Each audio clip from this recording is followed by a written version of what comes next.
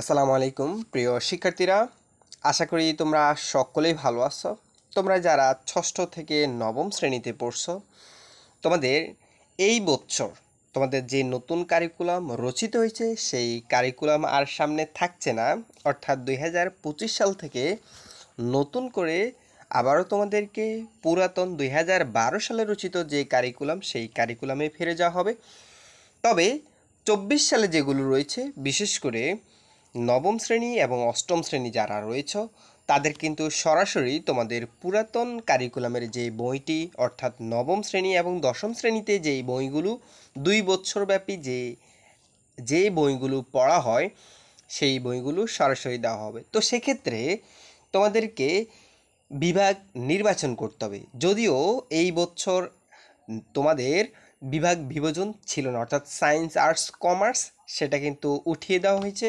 তো এখন আবার 2025 সাল থেকে কিন্তু সেই বিভাগ বিভাজন আবারও হচ্ছে। অর্থাৎ কেউ কমার্সে যেতে চাইবা ব্যবসা শিক্ষা, কেউ আর্টস অর্থাৎ মানবিক, অথবা কেউ সায়েন্সে যেতে চাও বিজ্ঞান বিভাগে।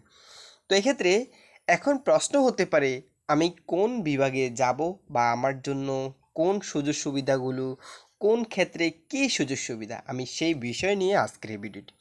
তো এক্ষেত্রে সর্বপ্রথম তোমাকে যদি বলি, তুমি জানার আগ্রহ থেকে বা শিক্ষার আগ্রহ থেকে তুমি যদি চাও, তো যারা আগ্রহী কোনো জিনিস নতুন করে তৈরি করতে চাও বা শিখতে চাও, তাদের ক্ষেত্রে হচ্ছে বিজ্ঞান।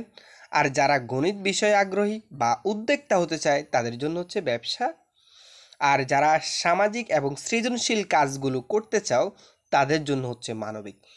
এখন যদি মেধার বিবেচনা আমি যদি বলি তোমাদেরকে, যারা একটু টপ ট্যালেন্টেড বা তোমাদের কোনো কিছু নতুনত্ব কোনো জিনিস ভালো লাগে, তাদের জন্য হচ্ছে বিজ্ঞান বিভাগ।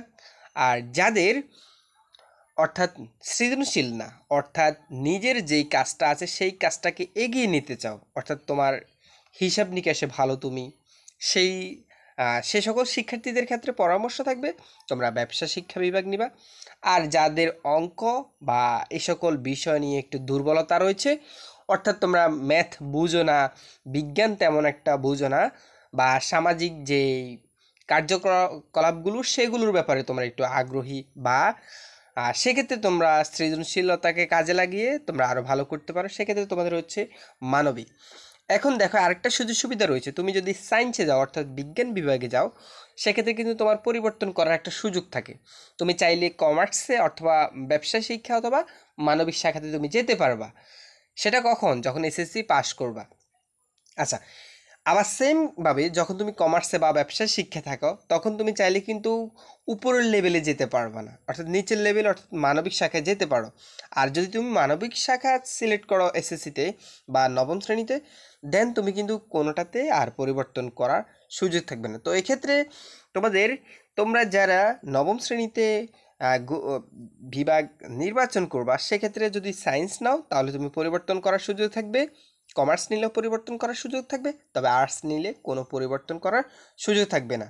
কারণ মেধার বিবেচনা যদি আমি এটাকে কম্বিনেশন করি, যে প্রথম হচ্ছে সায়েন্স, দ্বিতীয়ত হচ্ছে ব্যবসা অর্থাৎ কমার্স, এবং তৃতীয়ত হচ্ছে মানবিক অর্থাৎ আর্টস শাখা। ঠিক আছে, এখন পেশাগত দিক থেকে যে সুযোগ সুবিধাগুলো সেই বিষয়গুলো আমি তোমাদেরকে দেখিয়ে দিচ্ছি। পেশাগত দিক থেকেও কিন্তু সায়েন্সের সুবিধা অনেক বেশি, সেখান থেকে তুমি ডাক্তার, ইঞ্জিনিয়ার, ভালো ভালো প্রফেশন সেখানে রয়েছে।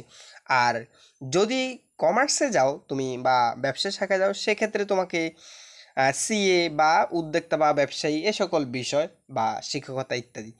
তবে তুমি যদি আর্টসে যাও, রাজনীতিবিদ, এরপরে উকিল, এরপরে বিভিন্ন সমাজের বিভিন্ন ক্যাটাগরিতে তুমি তোমাকে উপনীত করতে পারবে।